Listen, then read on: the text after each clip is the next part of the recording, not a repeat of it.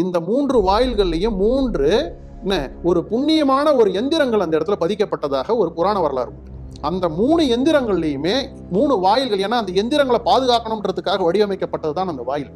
காலையில் 6லேருந்து 8 மணிக்குள்ளார நீங்கள் ஆஃபீஸ் மாரி திறந்து மூடிடுவேன்னு சொன்னால் அப்போ அந்த இடுக்கு பிள்ளையாரை எப்படி வந்து இவங்க தரிசனம் பண்ணுவாங்க?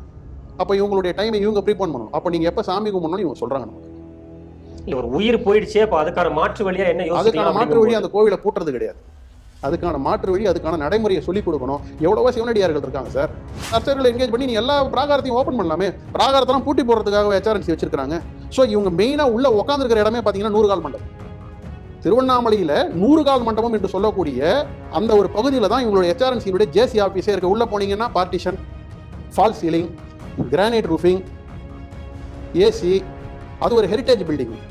கோர்ட்டு ஒருத்தருமே சொல்றாங்க, ஹைகோர்ட்டில் டெம்பிள் பெஞ்ச் உட்காரும்போது 15 நாளைக்கு முன்னாடி வரும்போது கூட டெம்பிள் பெஞ்ச்லேருந்து அலர்ட் வருது. ஹெரிட்டேஜ் டெம்பிளில் நீங்கள் எந்த டிஸ்டர்பன்ஸும் பண்ணக்கூடாது, அந்த ஹெரிட்டேஜை நீங்கள் மெயின்டைன் பண்ணணும். ஏன் உங்கள் கோயிலுக்கு முன்னாடி ஒரு பெரிய கமர்ஷியல் பில்டிங் கட்டணும்? அது ஒரு பெரிய அப்ஜெக்ஷன் வந்து அந்த கட்டடம் இப்போ நின்று போச்சு. நீ வெளியில் போய் கட்டுற கட்டடத்தில் உன் HRNC ஆஃபீஸை நீ வெளியில் வச்சுக்க வேண்டியது. நீ எதுக்கு கோயில் உள்ளார 100 கால் மண்டபத்தில் நீ எதுக்கு ஆஃபீஸ் வச்சிருக்கிற? வெரி எக்ஸ்பிளஷலி வந்து நம்ம அண்ணாமலையார் கோயிலில் பார்த்தீங்கன்னா 4வது பிராகாரம்னு நினைக்கிறேன். 4வது பிராகாரத்தில் 3 VVIP கெஸ்ட் ஹவுஸ் கட்டி வச்சிருக்காங்க with bath and toilet facilities. கோவில் பிராகாரத்துக்குள்ளார பாத்ரூம் டாய்லெட் ஃபெசிலிட்டியோட 3 VVIP கெஸ்ட் ஹவுஸ். எந்த VVIP அங்கே வந்து தங்குவாங்க எனக்கு தெரியல. ஏன் சார் உங்கள் கெஸ்ட் ஹவுஸை நீங்கள் எங்கேயா வெளியில் கொண்டு போய் கட்டிக்கூடாதா? எங்ககிட்ட எந்த ரெஜிஸ்டரும் கிடையாது. HRNC பதில் பார்த்தீங்கன்னா எங்கள்கிட்ட, அதாவது HRNC பொறுத்த வரைக்கும் வடிவேல் மாதிரி தெரியாது தெரியாது தெரியாது, இது மட்டும் தான் அவங்களுக்கு பதில். அப்போ அவங்க என்ன சொல்கிறாங்க, எங்ககிட்ட எந்த ரெக்கார்ட்ஸும் கிடையாது, கொலை புலையை தவிர்த்தவரை உள்ளே போக முடியாது, உள்ளே போக மட்டும்தான் உள்ளே போகணும் அப்படின்னு சொன்னோம்னா அதை நீங்கள் வந்து எழுதி வாங்கிக்கிங்க. உள்ளே போகும்போது நான் கொலை புலையை தவிர்த்தேன் அப்படின்னு நீ எழுதி நீ கையெழுத்து போட்டு போயிட்டுனா அதுக்கு உண்டான பாவ புண்ணியத்தை நீ பார்த்துக்க போகிற. ஸோ ஒரு மியர் ரெக்கார்டு கூட இவங்களால மெயின்டைன் பண்ண மாட்டாங்க. அப்படி இருக்கும் பட்சத்தில் திருவண்ணாமலையில் இதே கான்செப்ட் தானே. ஒரிஜினல் சன்னியாசி யாரு? ஏன்னா அவர் சொல்கிறார், நான் கிரிவலம் போயிருக்கேன். ஜட்ஜி சொல்கிறார், நான் கிரிவலம் போயிருக்கேன். போகும்போது அத்தனை சன்னியாசிகள்னு சொல்லக்கூடிய அத்தனை பேரும் கையில் மொபைல் ஃபோன் வச்சிருக்காங்க, வர்றவங்களை வீடியோ எடுக்கிறாங்க, லேப்டாப் வச்சு ஒர்க் பண்ணுறாங்க. இதில் ஒரிஜினல் சன்னியாசி யாரு, டூப்ளிகேட் சன்னியாசி யாருன்னு முதல்ல நீ கவுண்டடு அப்படின்னு சொல்லி HRNCக்கு இன்ஸ்ட்ரக்ஷன் கொடுக்குது கோர்ட். அப்போது சன்னியாசிகள்னு சொல்கிறவங்களே நீ கவுண்ட் பண்ணுன்னு அவங்க சொல்லும்போது நான் சொல்லக்கூடிய மற்ற விஷயங்களில் நீங்கள் ஒரு கான்சன்ட்ரேட் பண்ணி அதுக்கான ஒரு சிறப்பு கவனம் கொடுக்கறத என்ன தப்புன்னு நான் கேட்பேன். ஏன்னா இவங்க மடம் மாற்றுவாங்க உடனே, இவங்க இஸ்லாமியருக்கு எதிரானவங்க, இவங்க கிறிஸ்தவ யாருக்கும் எதிரானவங்க கிடையாது. பட் நோக்கம் என்ன?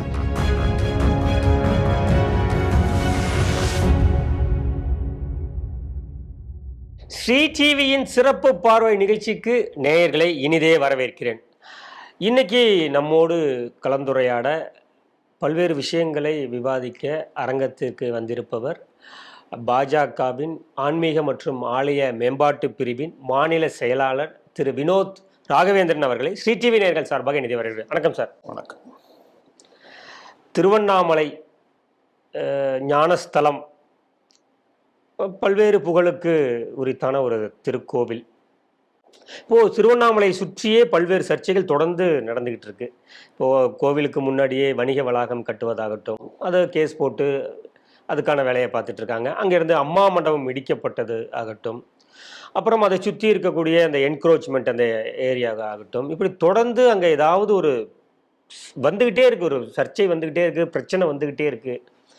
அப்புறம் கோவில்லேயே சில வருடங்களுக்கு முன்னாடி பார்த்தோம், விபூதி கொடுக்குற பாக்கெட்டில் பின்னாடி வந்து கிறிஸ்தவ மத பிரச்சாரம் செய்யக்கூடிய விஷயங்கள் எல்லாம் பார்த்தோம். இப்போது 24ஆம் தேதி ஆந்திராவை சேர்ந்தவர்கள் குடும்பத்தோடு கோவிலுக்கு வந்திருக்காங்க. வரும்போது அங்கே இடுக்கு பிள்ளையார், ரொம்பவும் பிரபலமானது, அந்த 7வது குபேரலிங்கம் கோவிலுக்கு பக்கத்தில் இருக்கக்கூடியது இடுக்கு பிள்ளையார். அந்த இடுக்கு பிள்ளையாரை தரிசிக்கிற முறையே கொஞ்சம் வினோதமானதாக இருக்கும். அதில் நிறையா சயின்டிஃபிக்காக சொல்கிறாங்க, அது அப்படி வளைந்து நெளிந்து தான் அதை போய் சுவாமியை பார்த்துட்டு வெளியில் வரணும் அப்படிங்கிறாங்க. இது நாள் வரை இப்படி ஒரு சம்பவம் நடந்ததில்லை அப்படிங்கிறது பெரிய விஷயம், அதிர்ச்சியாகவும் இருக்குது, ஆச்சரியமாகவும் இருக்குது. ஆனால் இப்போ இப்படி ஒரு சம்பவம் நடந்துருச்சு. குடும்பத்தோடு வந்தவர் மணிக்குமார், தாசரி மணிக்குமார் என்பவர். அவர் உடல் கொஞ்சம் பருமனாக இருந்திருக்காரு. அவர் போய் மாட்டிக்கிட்டு மூச்சு திணறல் காரணமாக அவர் இறந்துடுறாரு 24ஆம் தேதி. அதன் பிறகு அங்கே இருக்கக்கூடிய கோயில் நிர்வாகம் இப்போ ஒரு போர்டு வச்சுருக்காங்க. இந்த மாதிரி ஃபேட்டாக இருக்கிறவங்க, உடம்பு சரியில்லாதவங்க, மூச்சு திணறல் உள்ளவங்கெல்லாம் இப்படி இந்த சுவாமியை பார்க்க வர வேண்டாம் நீங்கள். சில இன்னொரு போர்டு வச்சுருக்காங்க. 6 மணிலேருந்து காலை இரவு 8 மணி வரைக்கும் இந்த கோவில் ஓப்பனில் இருக்கும், சுவாமியை பார்க்கலாம். பௌர்ணமி நாளில் வழக்கம் போல் ஃபுல்லாகவே திறந்திருக்கும் அப்படிங்கிற மாதிரியான நோட்டிஃபிகேஷனை வச்சுருக்காங்க. ஒரு இறப்பு நடந்திருக்கிறது. இறப்பு நடந்தோடனே அந்த கோவில் நிர்வாகம் சார்பாக இப்படி ஒரு விளம்பர பலகையையும் வச்சுருக்காங்க. கோவில் நிர்வாகமா இந்து அறநிலையத்துறை? கோவில் நிர்வாகம் சார்பாக தான் போட்டிருக்கு, போர்டில் இருக்குது. போர்டில் வந்து இந்து அறநிலையத்துறை அப்படிங்கிற எந்த அடையாளமும் இல்லை. கோவில் சார்பாகம் தான் அதில் வச்சிருக்காங்க. இந்த இப்போ இந்த நிகழ்வை நீங்க எப்படி பார்க்குறீங்க?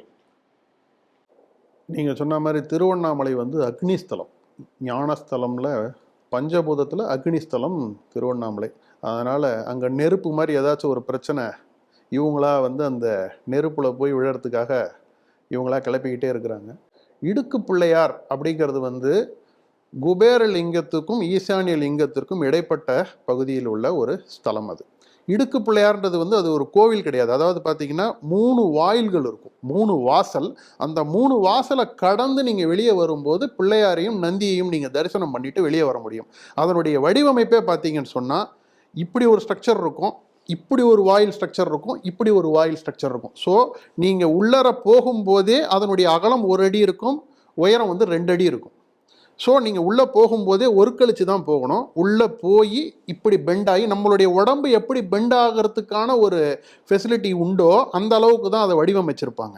ஸோ இது இன்னைக்கு நேற்றுக்கு வடிவமைச்சது இல்லை, ஒரு நூற்றாண்டு காலம்லாம் சொல்ல முடியாது. அது பல்லாயிரம் ஆண்டுக்கான புராண வரலாறு உள்ள ஒரு பகுதி அது. அந்த கோவிலில் இப்படி நம்ம உள்ள நுழைஞ்சு இந்த வாயில் வழியாக நம்மளுடைய தலை வழியாக மறுபடியும் திருப்பி வெளியில் எடுத்து ஒரு கழிச்சு 3வது வாயில் வழியாக வெளியே வரும்போது நம்ம வந்து பிள்ளையாரை சேவிச்சுட்டு வரலாம்ங்கிறது அந்த கோயிலினுடைய வழிபாட்டு முறை. ஆனால் அந்த 3 வாயில்கள்லையுமே இடைக்காட்டு சித்தர் வழிபட்ட ஸ்தலம் திருவண்ணாமலை. திருவண்ணாமலை வந்து இடைக்காட்டு சித்தருக்கான ஸ்தலம். ஒரு சித்தருக்கு ஒரு கோயில் சொல்ற மாதிரி நம்ம திருவண்ணாமலை 15 சித்தர்கள் இடைக்காட்டு சித்தருக்கான ஸ்தலம் வந்து திருவண்ணாமலை. அந்த இடைக்காட்டு சித்தரால இந்த 3 வாயில்கள்லையும் 3 ஒரு புண்ணியமான ஒரு எந்திரங்கள் அந்த இடத்துல பதிக்கப்பட்டதாக ஒரு புராண வரலாறு உண்டு. அந்த 3 எந்திரங்கள்லையுமே 3 வாயில்கள், ஏன்னா அந்த எந்திரங்களை பாதுகாக்கணும்ன்றதுக்காக வடிவமைக்கப்பட்டது தான் அந்த வாயில்.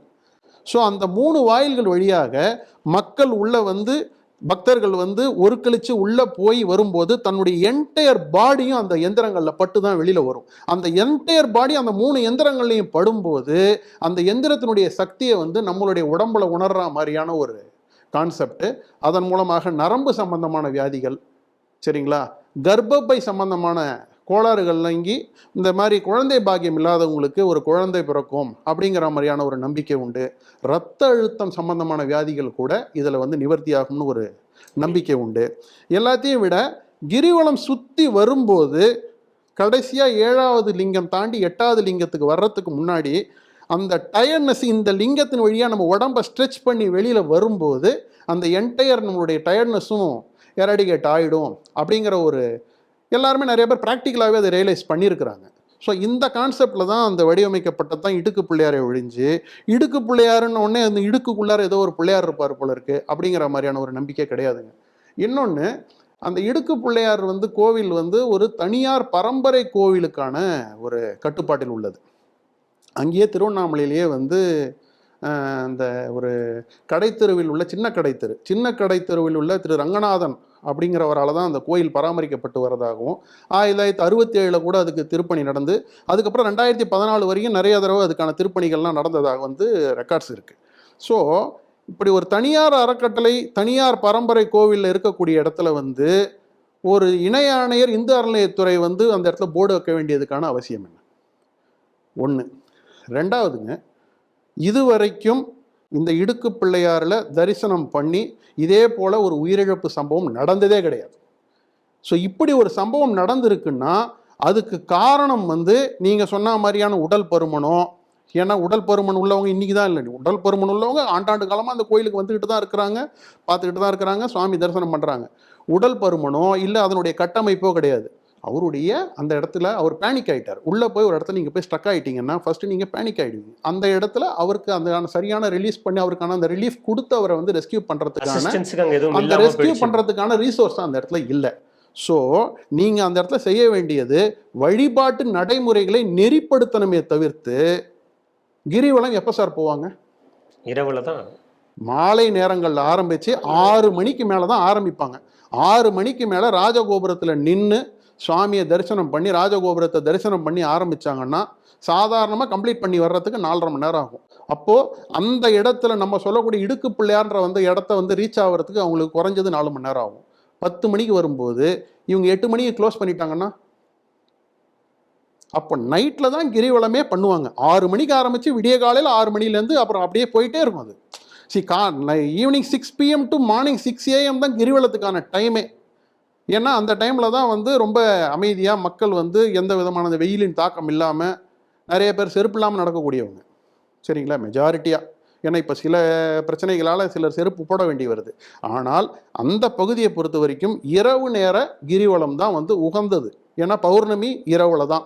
இப்போ அமாவாசைக்கும் கிரிவலம் நடக்குது, வீக்கெண்டில் நிறைய பேர் கிரிவலம் பண்ணுறாங்க, டெய்லியாகவே கிரிவலம் பண்ணிக்கிட்டு இருக்கிறாங்க. அப்போ கிரிவலம் பண்ணுறவங்க யாரும் மத்தியானம் 12 மணிக்கு வெயிலில் போய் யாருமே கிரிவலம் பண்ண மாட்டாங்க சார், அதுவே அக்னி பூமி. அப்போது 6 to 8 நீங்கள் கிரிவலம், நீங்கள் காலையில் 6லேருந்து 8 மணிக்குள்ளார நீங்கள் ஆஃபீஸ் மாரி திறந்து மூடிடுவேன்னு சொன்னால் அப்போ அந்த இடுக்கு பிள்ளையாரை எப்படி வந்து இவங்க தரிசனம் பண்ணுவாங்க? அப்போ இவங்களுடைய டைமை இவங்க ப்ரீபோன் பண்ணணும். அப்போ நீங்கள் எப்போ சாமி கும்பிடணும்னு இவங்க சொல்கிறாங்க நமக்கு. இல்லை, ஒரு உயிர் போயிடுச்சே, அப்போ அதுக்கான மாற்று வழியாக என்ன யோசிக்கலாம்? அதுக்கான மாற்று வழி அந்த கோவிலை பூட்டுறது கிடையாது. அதுக்கான மாற்று வழி, அதுக்கான நடைமுறையை சொல்லிக் கொடுக்கணும். எவ்வளவோ சிவனடியார்கள் இருக்காங்க சார். அந்த சிவனடியார்களை நீங்கள் கேட்டுக்கிட்டிங்கனாலே அவங்களே அந்த இடத்துல இருந்து அதுக்கான வழிமுறைகள் எப்படி அந்த இடத்துல சாமி வந்து எப்படி நீங்கள், ஏன்னா அந்த இடத்துல உங்களுக்கு வேண்டியது ஒரு மாரல் சப்போர்ட். மெடிக்கல் எய்டுன்றதை விட ஒரு மாரல் சப்போர்ட் தான் அந்த இடத்துல நமக்கு வேணும். அப்போ அந்த மாரல் சப்போர்ட் நீங்கள் அங்கே சிவனடியார்கள் வந்து நீங்கள் இப்படி தாங்க போகணும். சிலர் வந்து நம்மளுடைய உடல் பருமனாக இருக்குது, நம்ம போவேணான்னு நினைக்கிறவங்களை பற்றி கவலை இல்லை சார். நீயே போகாதன்னு தடுத்தா? நீங்கள் திருவண்ணாமலை கோயில் உள்ளார போனீங்கன்னா முதல்ல ராஜகோபுரத்து வழியாக நீங்கள் என்ட்ரியே கிடையாது. எந்த கோவில்லையுமே ராஜகோபுரத்தின் வழியாக என்ட்ரி கிடையாது. இந்து அறநிலையத்துறையின் கட்டுப்பாட்டில் தான் வச்சிருக்கிறாங்க. மேற்பார்வையில் தான் இருக்கணும். அது கட்டுப்பாட்டுன்னு சொல்லக்கூடிய அவங்களுடைய கட்டுப்பாட்டின் கீழே இருக்கிற எந்த கோயில்கள்லையுமே ராஜகோபுரத்தின் வழி, நீங்கள் திருச்செந்தூரில் ராஜகோபுரத்தின் வழியாக நீங்கள் உள்ளே போக முடியாது. ஸ்ரீரங்கத்தில் போயிட்டு தானே இருக்காங்க சார். சார் ஸ்ரீரங்கத்தில் வந்து அத்தனை கோபுரங்கள் இருக்குது சார். ராஜகோபுரத்தை இவங்களுக்கு என்ன பண்ணுவாங்கன்னா, இவங்களுக்கு ஒரு கோபுரத்தை வந்து இவங்களுக்காக ரிசர்வ் பண்ணிப்பாங்க. அப்போ திருவண்ணாமலை ரிசர்வ் பண்ண கோபுரம் வந்து அம்மணியம்மன் கோபுரம், இவங்களுக்கான விவிஐபி புரோட்டோகால் தரிசனத்துக்காக.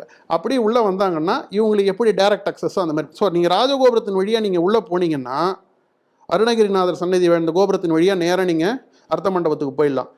திருவண்ணாமலையில் எத்தனையோ வந்து உப பிராகாரங்கள் இருக்குது, சன்னதிகள் இருக்குது. எல்லா சன்னதியுமே கிரில்லு போட்டு மூடி வச்சுருப்பாங்க. எல்லா சன்னதியுமே கிரில்லு போட்டு மூடி வச்சிருப்பாங்க. அது யாருமே கேள்வி கிடையாது. ஏன்னா நம்மளுமே எந்த கியூரியாசிட்டியில் போகிறோம், நேராக அண்ணாமலையார் தரிசனம் பண்ணுவோம், அம்பாளை தரிசனம் பண்ணுவோம், வந்துடுவோம். மற்ற சன்னதிகள்லாம் வந்து எல்லாமே பூட்டியிருக்கு. அந்த சன்னதியில் இருக்கிற சுவாமிகளுக்கெல்லாம் அபிஷேகம் உண்டா, நைவேத்தியம் உண்டா, ஏதாச்சும் ஒரு பூஜை புனஸ்காரங்கள் உண்டா? நான் என்ன கேட்பேன், ஹெச்ஆர்என்சியில் உங்களுடைய முறைவாசலுக்காகவும் லைசனிங்காகவும் அத்தனை பேரை நீங்கள் என்கேஜ் பண்ணுறீங்கல்ல, எவ்வளோ கிரவுண்ட் ஸ்டாஃப் இருக்காங்க உங்களுக்கு? ஏன் நீங்கள் ஒரு பிராகாரத்துக்கும் ஒரு அர்ச்சகரை நியமனம் பண்ணக்கூடாது? அர்ச்சகர்கள் எவ்வளோ பேர் இருக்கிறாங்க சார். அர்ச்சகர்களுக்கெல்லாம் நீங்கள் என்ன 50,000 ரூபாய் சம்பளம் கொடுக்குறீங்க? நீங்கள் வெரி மீகராக நீங்கள் எதோ சம்பளம் கொடுத்துட்ருக்கிறீங்க. அதை அக்செப்ட் பண்ணிக்கிட்டு எவ்வளோ அர்ச்சகர்கள் வரதுக்கு தயாராக இருக்கிறாங்கல்ல, அந்த அர்ச்சகர்களை என்கேஜ் பண்ணி நீ எல்லா பிராகாரத்தையும் ஓப்பன் பண்ணலாமே. பிராகாரத்தெல்லாம் பூட்டி போடுறதுக்காக ஹெச்ஆர்என்சி வச்சுருக்கிறாங்க. ஸோ இவங்க மெயினாக உள்ளே உட்காந்துருக்கிற இடமே பார்த்தீங்கன்னா 100 கால் மண்டபம். திருவண்ணாமலையில் 100 கால் மண்டபம் என்று சொல்லக்கூடிய அந்த ஒரு பகுதியில் தான் இவங்களுடைய ஹெச்ஆர்என்சியினுடைய ஜேசி ஆஃபீஸே இருக்குது. உள்ளே போனீங்கன்னா partition, fall ceiling, granite roofing, AC, அது ஒரு ஹெரிட்டேஜ் பில்டிங்கு. கோர்ட்டு ஒருத்தரையும் சொல்கிறாங்க, ஹைகோர்ட்டில் டெம்பிள் பெஞ்ச் உட்காரும் போது 15 நாளைக்கு முன்னாடி வரும்போது கூட டெம்பிள் பெஞ்ச்லேருந்து அலர்ட் வருது. ஹெரிட்டேஜ் டெம்பிளில் நீங்கள் எந்த டிஸ்டர்பன்ஸும் பண்ணக்கூடாது, அந்த ஹெரிட்டேஜை நீங்கள் மெயின்டைன் பண்ணணும். ஏன் உங்கள் கோயிலுக்கு முன்னாடி ஒரு பெரிய கமர்ஷியல் பில்டிங் கட்டணும், அது ஒரு பெரிய அப்ஜெக்ஷன் வந்து அந்த கட்டடம் இப்போ நின்று போச்சு.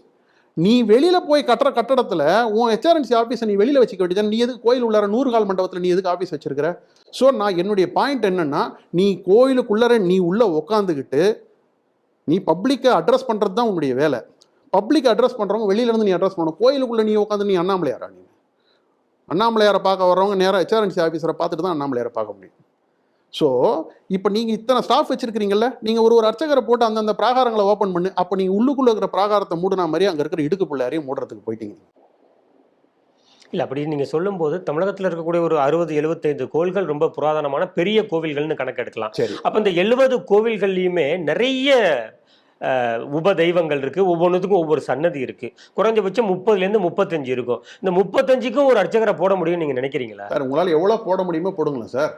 35 கிடைச்சா 35 போடுங்களேன், முடியாதுன்னு யாராவது சொல்றாங்களா? ஏற்கனவே நிர்வாகம் பண்ண முடியலன்னு சொல்லிட்டு அவங்க என்ன பண்றாங்க, நிர்வாகமே டிக்கெட் விலையை ஏத்த போறோம் அப்படிங்கிறாங்க. சார் நீங்க நிர்வாகம் பண்ண வேணாம் தானே சார் கோர்ட்டே சொல்றாங்க. நீங்க கரெக்டான பரம்பரை அரங்காவலர்கள், நீங்க அதாவது முறைசாரா அரங்காவலர்கள் இருக்காங்கன்னா கரெக்டான அரங்காவலர்களை நியமனம் பண்ணிட்டு நீங்க வெளியில போங்கன்னு தான் சொல்றாங்களே அவங்களே. தமிழ்நாடு முழுக்க எல்லா ஹெச்ஆர்என்சி ஆபீசர் அலுவலகமும் கோவில் உள்ளதான் இருக்கு. மெஜாரிட்டி அது உள்ளதான். மெஜாரிட்டி கோயிலுக்குள்ளே தான் இருக்கும், பிராகாரத்தில் தான் இருக்கும். வெரி எக்ஸ்பெஷலி வந்து நம்ம அண்ணாமலையார் கோயிலில் பார்த்தீங்கன்னா 4வது பிராகாரம்னு நினைக்கிறேன். 4வது பிராகாரத்தில் 3 விவிஐபி கெஸ்ட் ஹவுஸ் கட்டி வச்சிருக்காங்க with bath and toilet facilities. கோவில் பிராகாரத்துக்குள்ளார பாத்ரூம் டாய்லெட் ஃபெசிலிட்டியோட 3 விவிஐபி கெஸ்ட் ஹவுஸ். எந்த விவிஐபி அங்கே வந்து தங்குவாங்க எனக்கு தெரியல. ஏன் சார் உங்கள் கெஸ்ட் ஹவுஸை நீங்கள் எங்கேயா வெளியில் கொண்டு போய் கட்டிக்கூடாதா? வரக்கூடிய விவிஐபிஸ் வெளியில் போய் ஸ்டே பண்ண மாட்டாங்களா? அவங்க உள்ளே வர்றதுக்கான வண்டி வாகனங்கள் போகிறதுக்கு அந்த 4வது பிராகாரத்தில் ஜீப் போகும் சார். 2022 பிஜேபியினுடைய ஆன்மீக பிரிவினுடைய செயற்குழு கூட்டம் நடத்தணும் திருவண்ணாமலையில்.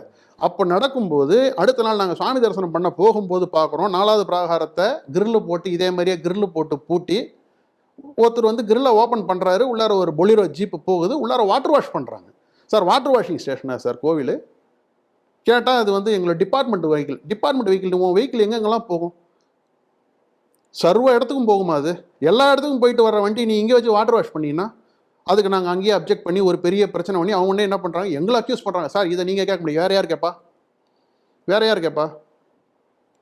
ஸோ இப்போ இவங்க பொறுத்த வரைக்கும் அந்த டெம்பிளுடைய ஏரியா மொத்தத்தையுமே இவங்க எடுத்து வச்சுக்கிட்டு சார், அப்போ நீ உள்ளுக்குள்ளே இருக்கிற பூட்டுற மாதிரியே இப்போ வெளியில் ஒன்று போட்டா. அப்போ உன்னுடைய அஜெண்டா வந்து பக்தர்களுக்காக கோவில்களை ஓப்பன் பண்ணி அதுக்கான வழிபாட்டு நெறிமுறைகளை சரியான வழியில் கடைப்பிடிச்சு அதை பண்ணுறது கிடையாது. இப்போ நீங்கள் கேட்டிங்க பாருங்கள், 70 கோயில் இருக்குது, எல்லா கோயில்லையும் 30 சன்னதிகள் இருக்கும். ஏன் அர்ச்சகர்கள் என்ன நீங்கள் நியமிச்சா என்ன பிரச்சனை உங்களுக்கு?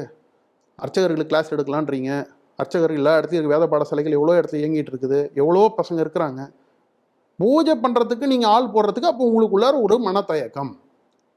உங்களுடைய தயக்கத்தை காமிக்கிறதுக்கு என்ன பண்ணுறதுன்னு தெரியல, கோவிலை பூட்டுறீங்க. 2வது வண்டலூர் ஜூவில் தான் போனால் போகும், அங்கங்கே கிரில்லாக இருக்கும் சரிங்களா. ஒரு இடத்துல ஒரு மிருகங்களை வச்சுருப்பாங்க. அதே மாதிரி சாமியை பூரா அந்தந்த இடத்துல வச்சு கிரில்லாக. முதல்ல நீங்கள் எந்த கோவில்லையும் நீங்கள் இப்போ சொன்னீங்க பாருங்கள் 70 கோயில் முக்கியமான கோயில்கள், எந்த கோயில்கள்லையுமே நீங்கள் கிளாக் வைஸ் டைரக்ஷனில் பிரதட்சணம் வந்து கொடிமரத்துக்கிட்ட நமஸ்காரம் பண்ணவே முடியாது. கொடிமரமே நீங்கள் வந்து பிளாக் பண்ணி வச்சுருப்ப கிரில்லை போட்டு. சாமியை நம்ம எட்டி தான் பார்க்கணும். இல்லை அது ஒரு சீர்படுத்துறதுக்கு தானே. அப்படி இருந்தால் தானே லைனில் போயிட்டு சீர்படுத்தி மக்களுக்கு எந்த பிரச்சனையும் இல்லாமல் சுவாமியை பார்த்துட்டு வர முடியும் சார். சார் இப்போ மக்கள்லாம் பிரச்சனை இல்லாத இருக்கிறோன்னு சொல்கிறாங்களா? நீங்கள் தானே சொன்னீங்க டெய்லி ஒரு பிரச்சனை வருது. சீர்படுத்தினது தான் வந்து விபூதி பாக்கெட்டில் இந்த பக்கம் வந்து கிறிஸ்துவ அஜெண்டா வந்ததா? இல்லை அது நிர்வாக சீர்கேடு ஒரு பக்கம் இருக்க தான் செய்யுது, இல்லாமல் இல்லை. அதை முறைப்படுத்துறதுக்கான சில பணிகளையும் அவங்க மேற்கொண்டு. நிர்வாக சீர்கேடை எப்படி தடுக்கலாம், எப்படி மறைக்கலாம்னு கேட்டிங்கன்னா, இந்தமாரி மக்களை குழப்பி விட்டீங்கன்னு வச்சிங்க, அப்பா இங்கே உள்ளே வந்தோன்னா 3 மணி நேரம் ஆகும், 4 மணி நேரம் ஆகும். உங்களுக்கு சொல்லிடுறேன், 15 நாள் முன்னாடி ஹைகோர்ட்டில் இந்த அருணாச்சலேஸ்வரர் டெம்பிளுக்கான அண்ணாமலையார் கோவிலுக்கான ஒரு டீட்டெயில்டு ஹியரிங் நடந்தது டெம்பிள் பெஞ்சில். அப்போ ஜஸ்டிஸ் என்ன சொல்கிறாங்கன்னா, எந்த விழா காலமாக இருந்தாலும் சரி, எப்பேற்பட்ட பண்டிகை, 2 பண்டிகை அங்கே ரொம்ப முக்கியமானது. ஒன்று வந்து கார்த்திகை தீபம், இன்னொன்று சித்ரா பௌர்ணமி. இந்த 2 நாள்லேயுமே சரி, இந்த 2 நாள் உள்பட அனைத்து நாட்களிலுமே பக்தர்கள் உள்ளே போய் சாமியை தரிசனம் பண்ணி 1 மணி நேரத்தில் வெளியில் வரணும். அதுக்கான க்ரௌட் மேனேஜ்மெண்ட் பிளானை நீங்கள் சப்மிட் பண்ணணும் அப்படின்னு சொல்லி ஜஸ்டிஸ் அங்கே டிக்டம் கொடுக்குறாங்க. அப்போது நிர்வாகம் சீராக இருந்தால் ஏன் அது வருது? இப்போ புதுசாக தாவேகா ஆட்சி பொறுப்புக்கு வந்திருக்காங்க. இப்போது அறநிலையத்துறை அமைச்சர் வந்து ஹெச்ஆர்என்சியை 2 மண்டலமாக பிரிக்க போகிறேன்னு சொல்லியிருக்காரு. திருச்சியை தலைநகரமாக கொண்டு ஒன்று, இன்னொன்று சென்னையை வந்து தலைமையிடமாக கொண்டுன்னு 2ஆக பிரிக்க போகிறாங்க. கொஞ்சம் கொஞ்சமாக ஸ்டெப் பை ஸ்டெப்பாக அது வர்றதுக்கான வாய்ப்புகள் இருக்குன்னு எதிர்பார்க்கலாம். பிரித்து பூட்ட போகிறாங்களா? நீங்கள் சொன்ன மாதிரி அங்கங்கே ஜோன் வைஸ் நம்ம மொத்தமாக பண்ணால் கான்சன்ட்ரேட் பண்ண முடியல. ஏரியாவை 2ஆக பிரித்து 2 பக்கமும் அட்டாக் பண்ணுவோம். அவரே தான் நேற்றுக்கு ஸ்ரீரங்கம் கோயிலில் போயிட்டு திருப்பணிகளை ஆய்வு பண்ணார். கோபுரத்தின் மேலே ஷூ போட்டு போனாருன்னு ஒரு நியூஸ் வந்தது. இன்றைக்கி தினமலர்லேயே வந்தது. அது ஷூ போட்டு போய் பார்த்தது தான் உங்களுடைய சீரமைப்பு நடவடிக்கைகள். அதுதான் உங்களுக்கான இந்து மதத்துக்கான வழிபாட்டுக்கான ஒரு மரியாதையா? இது வரைக்கும் பக்கா தீக்கா பேசுகிறவங்க கூட ஷூ போட்டு செருப்பு போட்டு கோயில் உள்ள மேலே போய் நின்றுலாம் பண்ணது கிடையாது சரிங்களா. நாங்கள் அனைத்து மதத்திற்கான ஆட்சின்னு சொல்லிட்டு நான் எல்லா சீரமைப்பு நடவடிக்கைகளும் எடுப்போம்னு சொல்லி இவர் பதவியேற்ற நாள்லேருந்து இன்னைய வரையும் பிரச்சனை. கரூர் பிரச்சனை, கரூர்லேயே 2 பிரச்சனை, பழனி பிரச்சனை, பழனியில் இன்னொரு புது பிரச்சனை, திருச்செந்தூரில் இவரே போயிட்டு 3000 ரூபா ஜிபே பண்ணுறாரு. கேட்டால் மாறு வேடத்தில் போனார். அதுதான் அவருடைய ஒரிஜினல் வேடம். சார் மதுரை கோயிலில் 60 கோடி ஊழல் நடந்திருக்குன்னு அறப்போர் இயக்கம் சொன்னோன்னா 19 மேலே வழக்கு போட்டிருக்காங்க சார். வழக்கு போட்டு முதல் ஸ்டெப் வழக்கு போட்டிருக்காங்க. வழக்கு போட்டு வழக்கு ஒழிந்த காலம்னு இல்லையா, அது மாதிரி இவங்க வழக்குன்னு வழக்கு போட்டுக்கிட்டே இருக்க வேண்டியதான் முடிவு. இடுக்கு பிள்ளையார் கோவிலுக்கு இப்போ இந்த மாதிரியான ஒரு கைட்லைன்ஸ் கொடுத்திருக்காங்க. 6 to 8 உடல் பருமனாக இருப்பவர்கள், உடல் நோய் இருக்கிறவங்க, மூச்சுத்திறல் உள்ளவங்க எல்லாம் தயவு 6 to செய்து 8 வராதீங்க. அப்படின்னு ஒரு டைமிங் ரெகுலேட் பண்றதுக்கு இவங்களுக்கு யார் சார் பவர் கொடுத்தா? ஒரு கோவில்ல நீ அந்த கோவில் இது வரைக்கும் அது என்னைக்கு ஆரம்பிச்சாங்களோ பல ஆயிரக்கணக்கான வருடங்களா இருக்கும், சரிங்களா, மோர் தென் 1000 இயர்ஸ். அப்போ அந்த கோவில் அன்னிலேருந்து இன்னைய வரைக்கும் 2026 நீங்க சொன்ன தாவேக ஆட்சி வந்த உடனே இந்த கோயிலை 8 மணிக்கு மேல சாமி கும்பிடக்கூடாதுன்னு நடவடிக்கை எடுக்கிறதுக்கு உங்களுக்கு பவர் இருக்கா? இல்ல, ஒரு மரணம் நிகழ்ந்தது, அதுக்கு ஒரு நடவடிக்கை எடுக்கணுமே சார். மரணம் நடந்ததற்கு காரணம் நான் ஏற்கனவே சொல்லிட்டேன், அதனுடைய கட்டமைப்போ இல்ல அதனுடைய அவருடைய இதுவோ கிடையாதுங்க. அங்க வந்து நெறிமுறைக்காக இதுவே கிடையாது. அங்க அவர் பேனிக் ஆயிட்டார். அவரை ரெஸ்கியூ பண்றதுக்கு அவருக்கு ஒரு மென்டல் ரிலீஃப், அங்க அவருக்கு ஒரு மாரல் சப்போர்ட் பண்றதுக்கான கைடன்ஸ் இல்லை. அதனால தான் இதுவரையும் எத்தனை அது மாதிரி உயிரிழப்பு நடந்திருக்கு. அப்போ உயிரிழப்பு நடந்தால் நீங்கள் க்ளோஸ் பண்ணிவிடுவீங்க. நைட்டில் போனால் டிராஃபிக் ஆகுது சார், நைட்டில் நிறைய ஆக்சிடென்ட் ஆகுது சார், நைட்டில் நிறைய உயிரிழப்பு நடக்குது சார், ஹைவேவெல்லாம் க்ளோஸ் பண்ணிவிடுவீங்களா?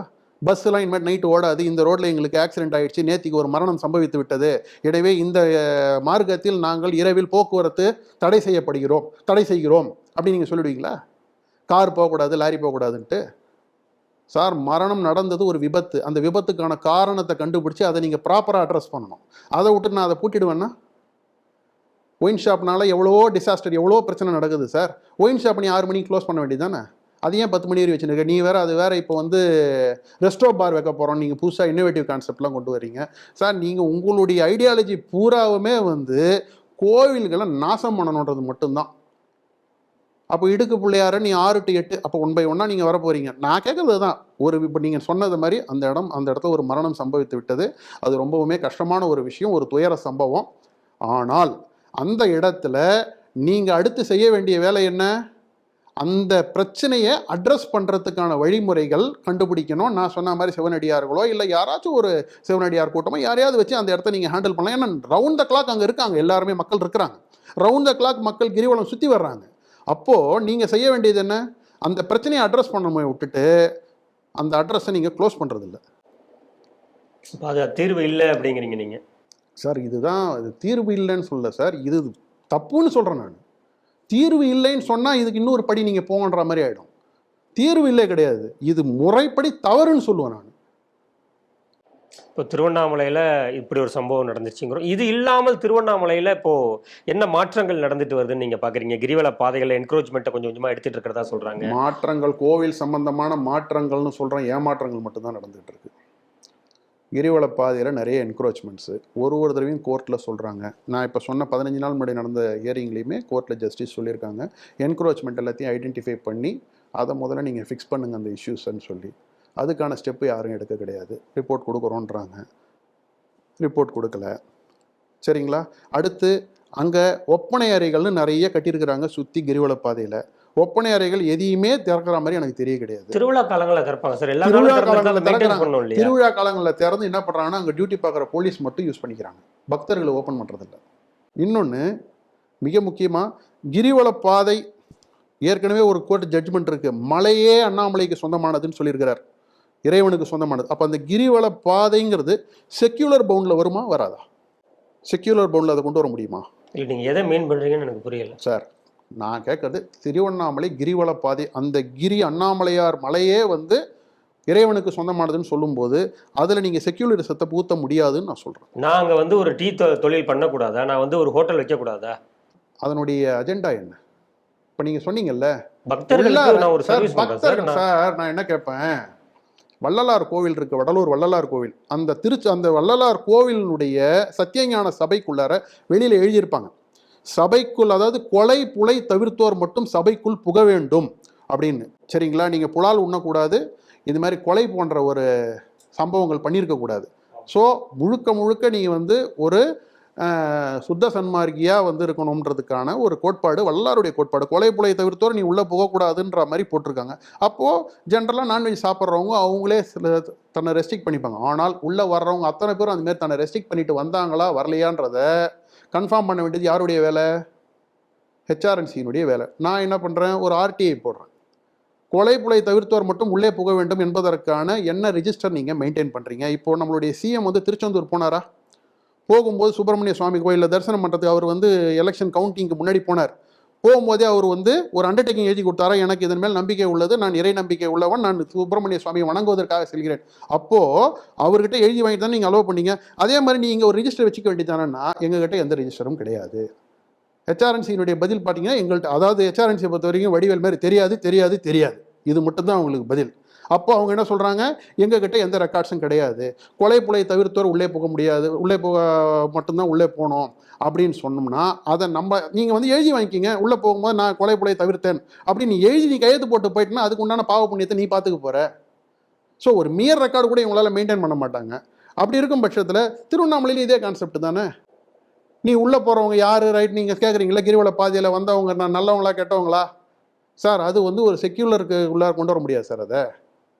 அது வந்து ஒரு தனிப்பட்ட ஒரு மதத்திற்கான ஒரு, நீங்கள் நீட்டாக நல்ல கிரிவல பாதையில் வாங்க, நிறைய இஸ்லாமியர்கள் சென்ட் விற்கிறாங்க. சரி, தொழில் தானே சார், அந்த தொழில் ஏன் சார் தொழில் பண்ற இடம் அது கிடையாது தானே கோர்ட் சொல்லுது. அப்ப அங்க வேற எந்த வியாபாரமே நடக்கலையா, இந்துக்கள் வேற எந்த கடையுமே வைக்கலையா? எல்லா கடையும் வைக்கலாம், அதனுடைய அஜெண்டா என்ன, டியூ டெலிஜென்ட் பண்ணுங்கன்னு சொல்லுவேன், டியூ டெலிஜென்ட் பண்ணுங்கன்னு சொல்லுவேன். புலால் கடைகள் நிறைய இருக்குது, நான் வெஜிடேரியன் கடை நிறைய இருக்குது, கோர்ட்ல சொல்லிக்கிட்டே இருக்கிறாங்க. கோர்ட்ல சொன்ன அத்தனை விஷயங்களும் நீங்க எடுத்து அடுக்குனீங்கன்னா ஒரு ட்ரக்கு ஒரு ரெக்கார்ட்ஸ், அதை அட்ரஸ் பண்ண முடியல உங்களால். ஒருத்தர் மரணிச்சிட்டாருன்னு உடனே நேராக போய் அந்த கோயிலை பூட்டிட்டீங்க, அதுக்கு ஒன்று டைம் ரெகுலேஷன் வச்சுட்டீங்க. இதுதான் என்னுடைய ப்ராப்ளம். இது இப்போ தனியார் சம்மந்தப்பட்டதுங்கிறதுனால இதுக்கு ஒரு ஊதியம் கொடுத்து ஒரு ஆளை அப்பாயிண்ட் பண்ணி அங்கே ஒரு செக்யூரிட்டி போட்டு இதை மெயின்டைன் பண்ண முடியாது. அதனால கூட அவங்க இப்படி ஒரு ரெஸ்ட்ரிக்ஷனுக்கு வந்திருக்கலாம் இல்லையா? அதுதானே நான் சொன்னேன், எவ்வளவோ இறையன்பர்கள் இருக்காங்க, சிவனடியார் இருக்கிறாங்க, சிவனடியார் கூட்டம் இருக்கிறாங்க. நீங்கள் தான் இப்போ காலையில் வந்து 6 to 2 ஒரு ஆளும் 2 to 8 ஒரு ஆளும் நீ போட போகிறேன்னு தான் நீ சொல்கிற. சரிங்களா? ஹெல்ப்லைன் நம்பர்லாம் வர கொடுத்துட்டோம். ஹெல்ப்லைன் நம்பரை கொடுத்து நீ அதை வந்து மேற்கொண்டு ஃபெசிலிட்டேட் பண்ணணுமே ஒழிஞ்சு அதை நீ க்ளோஸ் பண்ணக்கூடாது. க்ளோஸ் பண்ணுறதுக்கு எதுக்கு ஹெல்ப்லைன் நம்பரு? க்ளோஸ் பண்ணுறதுக்கு எதுக்கு சார் ஹெல்ப்லைன் நம்பரு? சேவ் பண்ணுறதுக்கும் அடுத்து அதை ஃபெசிலிட்டேட் பண்ணுறதுக்கு தான் ஹெல்ப்லைன் நம்பர் வேணும். ஸோ நீங்கள் வந்து அதை ஒரு டைம் ரெகுலேஷன் பண்ணி அதை நீங்கள் க்ளோஸ் பண்ணுறது கிரிவல பாதையில் வர்றவங்களுக்கான ஒரு மிகப்பெரிய ஏமாற்றம். அந்த கிரிவல பாதையில் வந்து அவங்க அந்த இடுக்கு பிள்ளையார் வழியாக உள்ள அந்த இடுக்கு அந்த வாசல் வழியாக, அதாவது அந்த இடுக்கு பிள்ளையாருக்கு இன்னொரு கான்செப்ட் ஒன்று இருக்குது. என்னன்னு கேட்டிங்கன்னா, ஆன்மீகத்தின் முதல் படியே வந்து பொறுமை. சரிங்களா? பொறுமை, பணிவு, அந்த பக்தி, இது மூணுத்தையும் வலியுறுத்துறது தான் அந்த 3 வாசல். அதாவது வந்து இந்த பிறவி பிணைப்புன்னு சொல்லுவோம், நம்மளுடைய பாண்டிங் வித் அவர், நம்மளுடைய பிறவிக்கான ஒரு பாண்டிங்கு, அதுக்கு அடுத்தது ஒரு பணிவு, அதுக்கு அடுத்து இறைவனடி சேருதல். சொல்லுவார் இல்லையா, பிறவி பெருங்கடல் நீந்துவார். அந்த கான்செப்டில் நம்ம ஒரு தாயின் கருவறையிலிருந்து ஒரு குழந்தை சுகப்பிரசவமாக வரணும்னா அந்த தாயின் கருவறையிலிருந்து அந்த கர்ப்பப்பையிலேருந்து அந்த நாளங்கள் வழியாக வெளியே வந்து தான், கர்ப்பப்பையில் இருக்கிறது ஒரு பிறவி, வெளியே வந்து அடுத்த பிறவின்னு நம்ம சொல்லுவோம். அந்த பிறவியிலேருந்து இந்த பிறவி வெளியே வரக்கூடிய கான்செப்ட் தான் அந்த 3 வாயில்கள் வழியாக வெளியே வர்றது. நீங்கள் என்ன பண்ணுறீங்கன்னா, சுகப்பிரசவமாகறத சிசேரியன் பண்ணுறீங்க. வெளியிலேயே பிள்ளையார் இருக்கிறாரு, அப்படியே வந்து பார்த்துட்டு ஓடி போய்டு. உங்களுடைய கருத்துப்படி விருப்பம் உடையவர்கள் வந்துட்டு போட்டோம், அதை ரெஸ்ட்ரிக்ஷன் பண்ணாதீங்க. ஆமாம், அப்படிங்கிறது உடல் பருமனா இருந்தாலும் பரவாயில்ல, அவங்களுக்கு பார்க்கணும் விருப்பம் இருந்தால் அவர்கள் முயற்சி. என்னுடைய கருத்து இல்லை சார், ரைட் டு வர்ஷிப்னு பேர். அது நம்மளுடைய வழிபடுவதற்கான உரிமை, நம்மளுடைய பேசிக் ரைட்ஸ். அதை நீங்கள் எப்படி எப்படி ஸ்டாப் பண்ணுவீங்க? நீங்கள் அமர்நாத், கேதார்நாத் போன்ற இடங்கள்லாம் கூட இவ்வளவோ பனிச்சரிவுலாம் வருது. ஆனாலும் வயது முதிர்ந்தவர்கள் அதிகமாக அங்கே டிராவல் பண்ணுறாங்க. ஆனாலும் அதற்கான போதிய வசதிகளை அரசாங்கம் ஏற்படுத்தி கொடுத்துருது, யாரையும் வர வேண்டாம்னு சொல்லலை. இதெல்லாம் இருந்தால் நீங்கள் பார்த்துக்கோங்க, கொஞ்சம் கவனம், கூடுதல் கவனத்தோடு இருங்கன்னு சொல்லுது. அப்படிங்கிற கான்செப்டில் தான் இருக்குன்னு சொல்ல வரீங்க? ஆமாம் சார், அதான் நான் தான் சொல்கிறேன் இல்லைங்களா, ரைட் டு வர்ஷிப்பை யாருமே எங்கேயுமே தடுக்க முடியாது. நீங்கள் மட்டும் இந்த இடத்துல ஸ்பெசிஃபிக்காக ஒன்று உள்ள கொண்டு வரீங்க, டைமிங் ரெகுலேட் பண்ணுறீங்க. அந்த இடத்துல டைமிங் ஏற்கனவே இருந்து ஓப்பன் ஆகி மறுபடியும் நீங்கள் இதை கொண்டு வரீங்கன்னா சரி, ரைட்டு, கன்சிடர் பண்ணலாம். நீங்கள் புதுசாக உங்களுடைய, அதான் சொல்கிறேன்ல, உங்களுடைய அதிகாரத்தை கொண்டு வந்து திணிக்கிற இடம் கோவிலாக இருக்குதுன்னு நான் சொல்லுவேன். செக்யூலரிசம்னு நான் சொல்கிறது வந்து இஸ்லாமிய நண்பர்கள் யாரையுமே நம்ம வந்து எதிர்க்கலை, எதையுமே சொல்லலை. நீங்கள் மாற்று மதத்தினர் கிரிவல பாதையில் பிரவேசம் செய்தால், சரிங்களா, அது வியாபார நோக்கமாக இருக்கட்டும், இல்லை வழிபடும் நோக்கமாக கூட இருக்கட்டும், அவங்களுக்குலாம் நம்ம மேலே வந்து ஒரு நம்பிக்கை உண்டு, அவங்க வந்து சாமி கும்பிட வர்றாங்கன்னு வச்சுக்கோங்களேன். இப்போ நம்மளுடைய விழுப்புரம் பக்கத்தில் படே சாஹிப் சாமி கோயில் இருக்குது, சமாதி இருக்குது. அவர் வந்து மொத்த வேதங்களும் படித்தவர், அவர் ஒரு இஸ்லாமிய சமூகத்தை சார்ந்தவர். அவரை நம்ம ஏற்றுக்க தான் செய்கிறோம், நம்மளே அங்கே போய் வழிபட்டு தான் வரும். அதனால் நீங்கள் இஸ்லாமிய சமூகத்தினரோ இல்லை மாற்று சமுதாயத்தினரோ மாற்று மதத்தினரோ நீங்கள் அங்கே வராங்கன்னா நீங்கள் அவங்கள டியூ டெலிஜென்ட் பண்ணுங்கன்னு சொல்கிறோம். ஏன்னா ஜட்ஜ் என்ன சொல்லியிருக்காங்க தெரியுங்களா, சன்னியாசிகள் இருக்கிறாங்க பூரா கிரிவல பாதைகளில், அந்த சன்னியாசிகள் பூரா ஏன்னா ஏதோ ஒரு விஷயத்துக்கு சொல்லும்போது இல்லை இந்த பிளாட்ஃபார்ம்லாம் சன்னியாசிகள் படுத்திருக்கிறாங்கன்னு சொல்லி ஹெச்ஆர்என்சிலேருந்து வாதம். அதுக்கு ஜட்ஜு சொல்கிறாங்க, சன்னியாசிகள் ஒரிஜினல் சன்னியாசி யார்? ஏன்னா அவர் சொல்கிறார் நான் கிரிவலம் போயிருக்கேன், ஜட்ஜு சொல்கிறார் நான் கிரிவலம் போயிருக்கேன், போகும்போது அத்தனை சன்னியாசிகள்னு சொல்லக்கூடிய அத்தனை பேரும் கையில் மொபைல் ஃபோன் வச்சுருக்கிறாங்க, வர்றவங்களை வீடியோ எடுக்கிறாங்க, லேப்டாப் வச்சு ஒர்க் பண்ணுறாங்க, இதில் ஒரிஜினல் சன்னியாசி யார் டூப்ளிகேட் சன்னியாசி யாருன்னு முதல்ல நீ கவுண்டடு அப்படின்னு சொல்லி ஹெச்ஆர்என்சிக்கு இன்ஸ்ட்ரக்ஷன் கொடுக்குது கோர்ட். அப்போது சன்னியாசிகள்னு சொல்கிறவங்களே நீ கவுண்ட் பண்ணுன்னு அவங்க சொல்லும்போது நான் சொல்லக்கூடிய மற்ற விஷயங்களில் நீங்கள் ஒரு கான்சன்ட்ரேட் பண்ணி அதுக்கான ஒரு சிறப்பு கவனம் கொடுக்கறதுல என்ன தப்புன்னு நான் கேட்பேன். ஏன்னா இவங்க மடம் மாற்றுவாங்க, உடனே இவங்க இஸ்லாமியத்துக்கு எதிரானவங்க, இவங்க கிறிஸ்தவம் யாருக்கும் எதிரானவங்க கிடையாது. பட் நோக்கம் என்ன, நீ சன்னியாசம்னு சொல்லி சன்னியாசின்னு சொல்லக்கூடிய சிவனடியார்னு கணக்கு காமிக்கிறவங்களே நீ ஒரிஜினலாக டியூ டெலிஜென்ட் பண்ணி அவங்களுடைய பேக்ரவுண்ட் செக் பண்ணுங்க, அவங்கள பற்றின ரிப்போர்ட் கொடுங்கன்னு சொல்லி கோர்ட்டில் சொல்கிறாங்க. சரிங்களா? அப்போது நீங்கள் நம்மளுடைய சிவனடியார்னு சொல்கிறவங்களே நீ கணக்கெடுக்கும் போது மாற்று மதத்தின உள்ளே வர்றவங்க ஒரிஜினலாக இவங்க இதுக்கு தான் வந்திருக்கிறாங்களா, வேறு ஏதாவது இஷ்யூ இருக்கா செக் பண்ணுறதுல என்ன பிரச்சனை உங்களுக்கு? கோவில்களை காப்பதற்காக கோவில்களினுடைய பணிகளை மேற்கொள்வதற்காக நியமிக்கப்பட்டது தான் ஹெச்ஆர்என்சி. சரிங்களா? கோவிலை மூடுறதுக்காகவோ டைம் ரெஸ்ட்ரிக்ட் பண்ணுறதுக்காகவோ இல்லை நீ ரைட்டில் போ லெஃப்டில் வா நீ சாமி இப்படி கும்பிடு அப்படி கும்பிடுன்னு நம்மளை வந்து டைரக்ட் பண்ணுறதுக்காகவோ ஹெச்ஆர்என்சி கிடையாது. நிச்சயமாக இந்த காணொளியை பார்க்கக்கூடிய திருவண்ணாமலை மாவட்ட நிர்வாகமாகட்டும், அறநிலைத்துறை அதிகாரிகளாகட்டும், இதற்கான இப்போ நீங்கள் சொன்னது மாதிரி இதுக்கு க்ளோஸ் பண்ணுறது தீர்வு இல்லை. இந்த கிரிவலம் என்பதே மாலை அந்த சன்செட்டுக்கு அப்புறம் தான் அவங்க தொடங்குறாங்க. அப்படிங்கும்போது நீங்கள் கோவிலை சாத்திட்டீங்கன்னா அது முழுமை அடையாது, கிரிவலத்தினோட அந்த பலன் முழுமை அடையாதுங்கிறது போல நிச்சயமாக மாவட்ட நிர்வாகம், அறநிலைத்துறை அதிகாரிகள் இதை பார்த்துட்டு இதுக்கு ஒரு தீர்வு கொடுப்பாங்க என்று நம்புவோம். மீண்டும் ஒரு நிகழ்ச்சியை சந்திப்போம். நன்றி நேயர்களே. நன்றி.